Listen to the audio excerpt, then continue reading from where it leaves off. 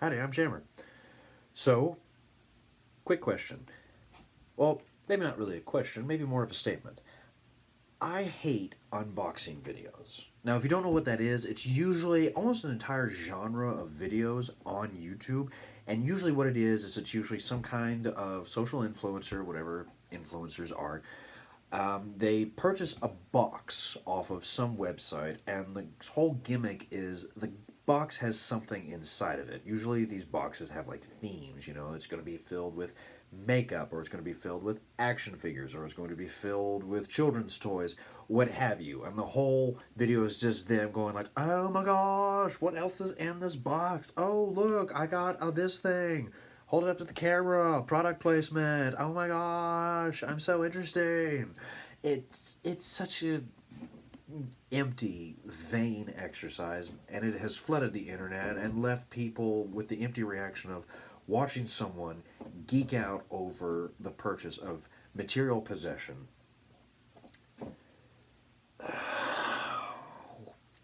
Which is why I must hang my head in shame.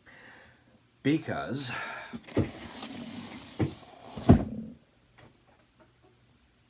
I got a box. But, before you turn me off and go watch a Lindsay Ellis video, which you should absolutely go do that. Lindsay Ellis is awesome. Her whole trilogy on The Hobbit, I flippin' love it, and I'll probably post a link to her channel below because love you, Lindsay. Anyway, yes, I have a box, and it is full of, surprise, surprise, comics. But here's the thing. This unboxing video is going to be a little different because it's not me like totally pulling random stuff out of a box and trying to marvel over just insignificance of it. Instead, it's going to be me pulling books that I know are in here, pulling them out, looking at them and going, whoa, and talking a little bit about them because I love comics and I love geeking out. So if this is your thing, I promise I'm going to make this a short video. Please keep watching. If you're not into this, go watch Lindsay Ellis. She's worth your time. Let's get started. Might as well get started.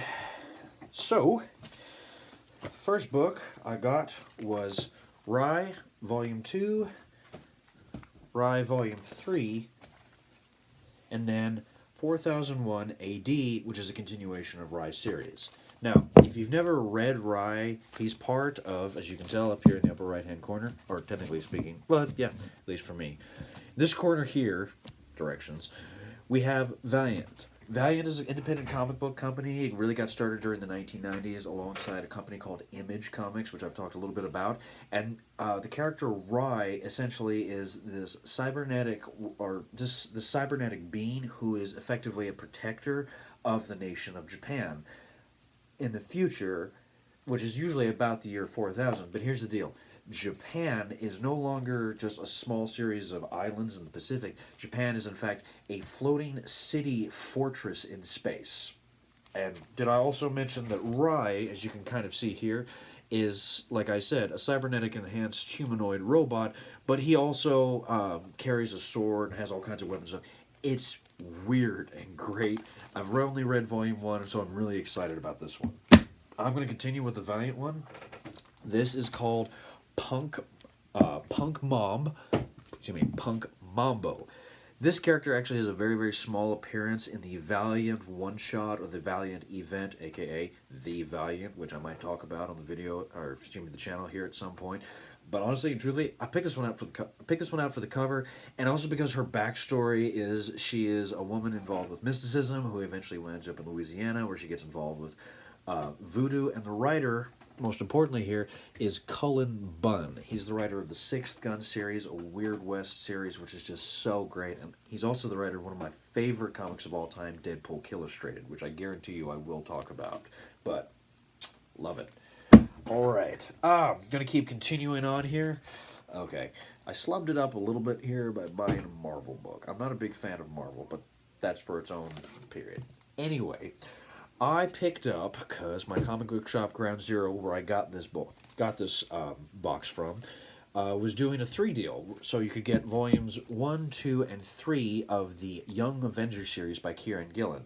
Kieran Gillen, for the record, is the one who did a lot of writing with the Journey into Mystery series that eventually created the character of Kid Loki, which, again, Loki's kind of like this commercial enterprise in and of himself, and God, there's a million like fangirls and fanboys obsessed with Loki.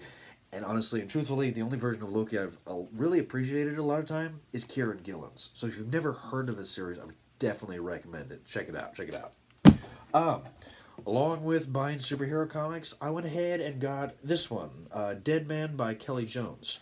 Dead Man is a character that, honestly and truthfully, I've always been really fascinated by, and he, for the most part, never really seems to get his own books. He's usually just kind of like this cameo figure who kind of appears in a lot of the supernatural stories. He was a figure in Justice League Dark.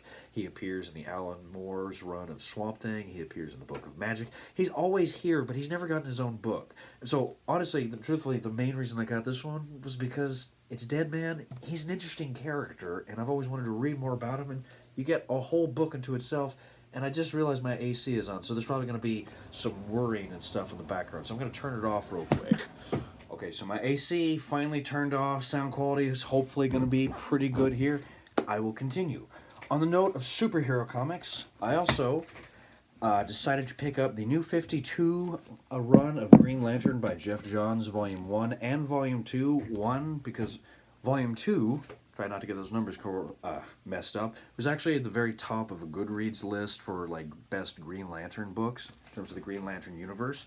And honestly and truthfully, the Green Lantern series, the whole Green Lantern universe in and of itself, which honestly, it's almost an entire universe to itself, is something that's always kind of interested me, but I've never actually sat down and hopped into it. So honestly, if you start seeing more and more Green Lantern books on the channel, it's because I'm starting to get kind of more interested in it. I kind of want to start reading more of them and talking more about them. So this is kind of like my jumping point into it. Jeff Johns is a huge, huge writer in terms of the Green Lantern universe. One of the biggest Green Lantern events, aka Blackest Night, was written by Jeff Johns. So I saw this one and I was like, yeah, why not? Get the first 2 volumes, and if I like it, I'll keep going. All right. And naturally, I'm going to hop under another one here. Go to a Vertigo run, although technically speaking, Vertigo is no longer a thing. That's its own thing. I'll get to another time. But I picked up Volume 1 of The Dreaming. Now, this is not Neil Gaiman himself, but this is essentially a Neil Gaiman book because it's a continuation of the Sandman series. It's essentially following Dream's, air quote, replacement. I hope that's not too much of a spoiler.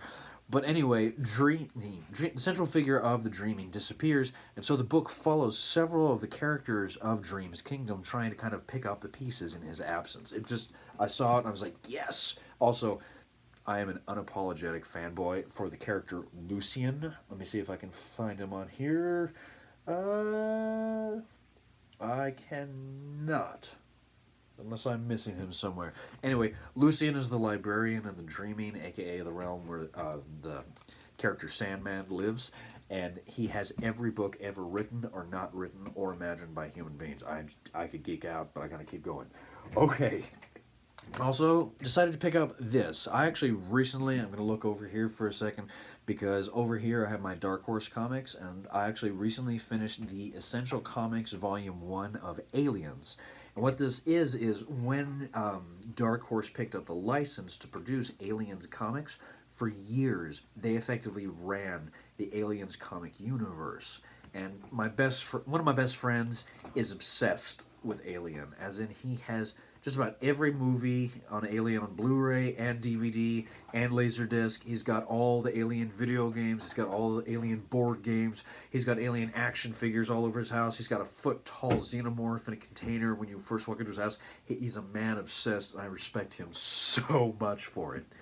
Anyway, because he's my friend, and because I spend a lot of time with him, he eventually starts telling me interesting stories about Alien comics. I read, again, the Essential Comics of Aliens, and I thought, you know what, I'm going to pick up a new Aliens comics. So I picked up Aliens Defiance. I have absolutely no idea what this book is about, but I'm really excited. So, there we go. There's a great series that I really love from Image Comics. It's called Sunstone, and what it is essentially a love story centered around BDSM. Well, the author, whose last name I promise I'm going to butcher, his name is Stepan Sejic. I guarantee you I completely butchered that. Anyway, he is the author. He is the author of Sunstone, and he's really come into a lot of spotlight recently because he produced a new comic strip called Harleen. Now, this is yet another in a long line of Harley Quinn comic books. While I have problems with the character Harley Quinn, and at the same time I'm starting to kind of like Harley Quinn again, I picked this one up primarily because of Cedric. His artwork is stunningly gorgeous, and if you ever get the chance to read even just Volume 1 of Sunstone, I would absolutely recommend it. It's just simply amazing graphic novel. So when I saw this, I was like, yes, yes, yes! Alright, last one, and I've got to do this carefully, otherwise I'm going to throw out my back. Recently, I was in my hometown comic book shop, Ground Zero Comics, and randomly I was combing the shelves and I found The Demon by Jack Kirby. Now, if you don't know what The Demon is, it's the character Etrigan. If you don't know what Etrigan is, don't worry about it. I'll talk about it in another video. But anyway, when Jack Kirby left Marvel Comics, he went over to DC and he did a run of Jimmy Olsen, and then he did The Demon. And Jack Kirby's art is just a series of videos unto itself. So I wanted to try to get another Jack Kirby book. Well, at the same time, I recently finished Tom King's Mr. Miracle, and so I've kind of had the fourth world stuck in my head. Well, there we go. Jack Kirby's Fourth World. This book is a lot bigger than I thought it would be, but at $150, it's worth every penny because it's Jack Kirby, and you can't talk comics without talking about Jack Kirby. And when you're talking about the Fourth World, you have the character of Orion, and then you have the character of Darkseid. Now, if you don't know who Darkseid is, no, he's not a ripoff of Thanos. Darkseid actually came first. That's its own thing. But you might have heard a reference to Darkseid in the Justice League movie, if you saw that. Granted, it wasn't that great. I still liked it. Do with me whatever you will. But it's also really important is the Fourth World series is a fundamental aspect of the DC Universe. Darkseid is the almost definitive villain in the DC Universe. And so this was my opportunity, 1, to read more Jack Kirby, 2, to hop deeper into the DC Universe and its lore, and then also 3, to just bathe in comics, because good lord, I doubt I'm going to be able to finish this book by the time I'm not living anymore. Words, what are they? Anyway, whatever the case, hopefully this last one you can just see how much I'm just all over the place. I'm geeking out, but I'm really excited for this book. And hopefully, maybe, I'll try and tackle a video of this one. Maybe not, but I'm going to say for the time being, yes, I will one day in the future. So, that's the box. And that's my unboxing video, but I actually have one more thing to say. So let me put them all back in there, and then I'll just end for the day. Okay, so they're all back in the box. That wasn't really an unboxing video. That was me showing off a bunch of cool comics that I bought from my local shop. So the question is, what was the point of this video?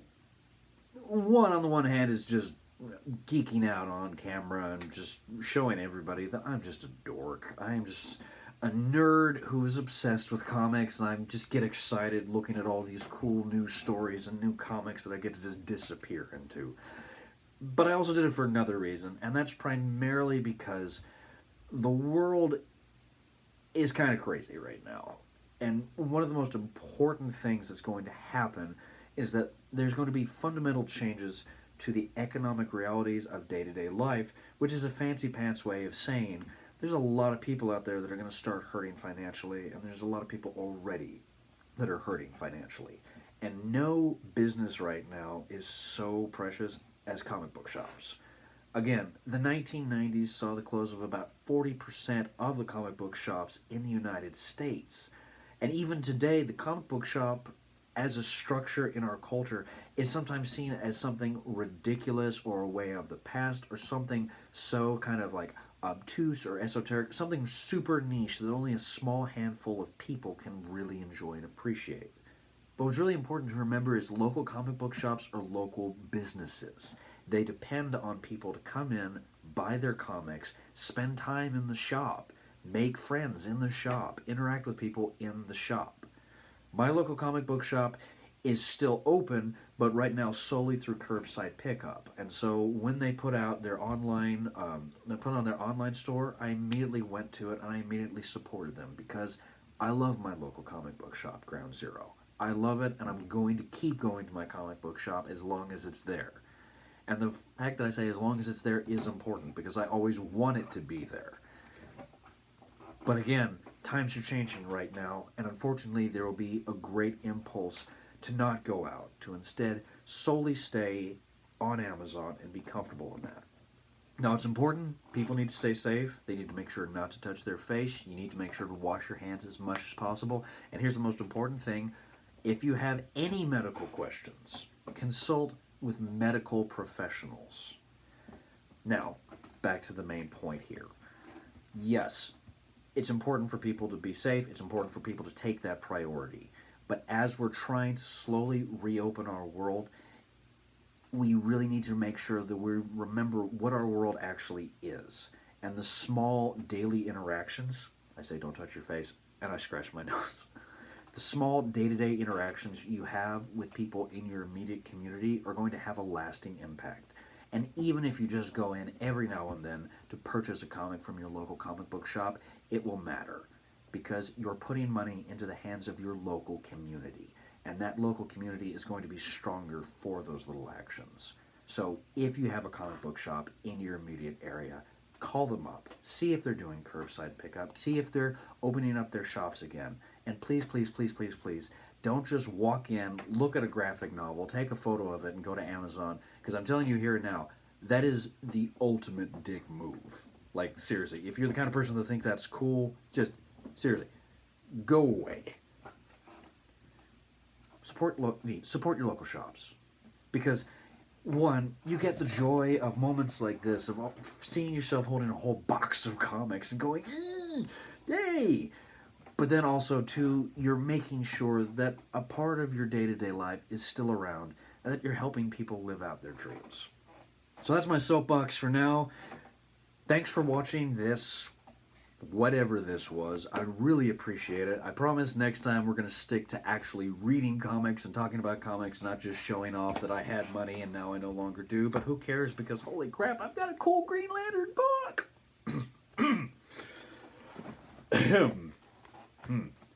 Thank you for watching. I really appreciate it.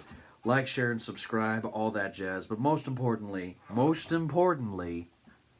go to your local comic book shop, buy some comics, then go read some comics. See you later, guys.